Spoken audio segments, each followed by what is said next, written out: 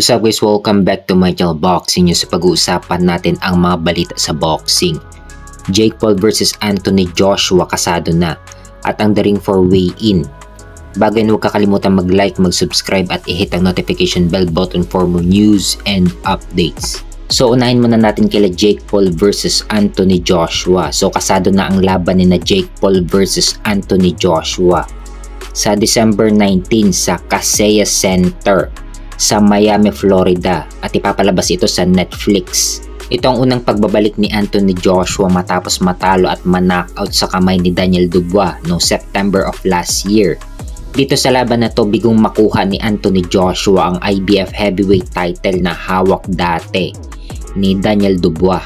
At ngayon ito ulit ang muling pagbabalik ni Anthony Joshua sa ibabaw ng ring. Posibleng ito na rin ang huling barahan ni Anthony Joshua para makabalik ulit sa taas. Natalo na si Anthony Joshua kay Andy Ruiz nung unang laban nila. At 2 beses na rin natalo si Anthony Joshua kay Alexander Usyk. At natalo na rin siya kay Daniel Dubois. Kaya posibleng ito na ang huling barahan ni Anthony Joshua para makabalik sa taas. Ngayon kung maipanalo ni Anthony Joshua ang laban niya kay Jake Paul, ito rin ang magbibigay daan niya para sa possible fight niya kay Tyson Fury sa 2026. Kaya kailangan maipanalo talaga ni Anthony Joshua ang laban na to. At isa pa, malaki ang pangalan ni Jake Paul sa boxing. Kung matalo ito ni Anthony Joshua, aangat ulit ang pangalan ni Joshua sa boxing. Samantala si Jake Paul naman nakahanap agad ng kalaban na ipinalit kay Tank Davis at si Anthony Joshua ang napili niyang kalaban. Marami kasi ang nagdududa kay Jake Paul na pinipili niya daw yung mga retired MMA fighters at mga laos at retired boxers tulad nila Julio Cesar Chavez Jr. at Mike Tyson. Ngayon masusubukan na si Jake Paul sa isang dekalibreng fighter ng heavyweight division na si Anthony Joshua. Minsan na rin napalaban si Jake Paul sa isang boxer talaga sa kalagitnaan talaga ng kanyang prime, kay Tommy Fury, kung saan natalo dito si Jake Paul via split decision. Pero dito duda ako sa chin ni Anthony Joshua. Alalahanin natin na kahit isang YouTuber lang itong si Jake Paul, may knockout power din itong si Jake Paul na kayang magpatulog at magpatumba ng kalaban. Kung matatandaan, nung pangalawang laban ni Jake Paul kay Tyron Woodley, pinatulog lang ni Jake Paul si Woodley sa pamamagitan ng one-punch knockout. Isang over right hand ang pinakawalang suntok ni Jake Paul kay Tyron Woodley. At dito napatulog ni Jake Paul si Woodley. Yung unang laban ni Anthony Joshua kay Andy Ruiz, 3 beses pinabagsak ni Andy Ruiz si Anthony Joshua.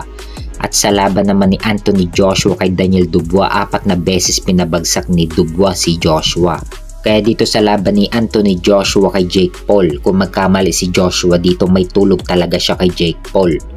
May kartada si Jake Paul na 12 wins with 7 knockout at may isang talo, samantalang si Anthony Joshua naman ay may kartada na 28 wins with 25 knockout at may 4 na talo.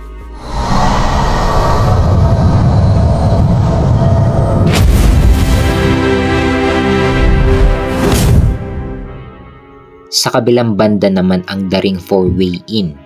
Unahin muna natin sina Unified WBC and WBO Super Flyweight Champion Jesse Bam Rodriguez versus the WBA Super Flyweight Champion Fernando Puma Martinez. Tumimbang si Jesse Bam Rodriguez ng 114.6 pounds samantalang si Martinez naman ay tumimbang ng 113.12 pounds. Pares pasok sa 115 pounds limit sa Super Flyweight. Kaya abangan natin ang laban nila bukas. Unification ito ng 3 titulo sa Super Flyweight. Hawak ni Jesse Bam Rodriguez ang Unified WBC and WBO kasama ang Ring Magazine Super Flyweight title. At hawak naman ni Fernando Martinez ang WBA Super Flyweight title. Sa kabilang banda naman ang weigh-in ni na WBO Welterweight Champion Brian Norman Jr. versus Devin Haney.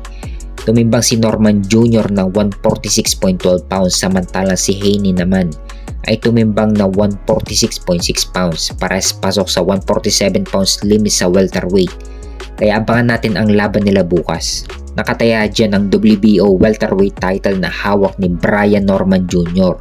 Kung manalo dito si Devin Haney, magiging 3-division world champion na siya. Naging undisputed champion na siya sa lightweight. Naging WBC champion na siya sa super lightweight.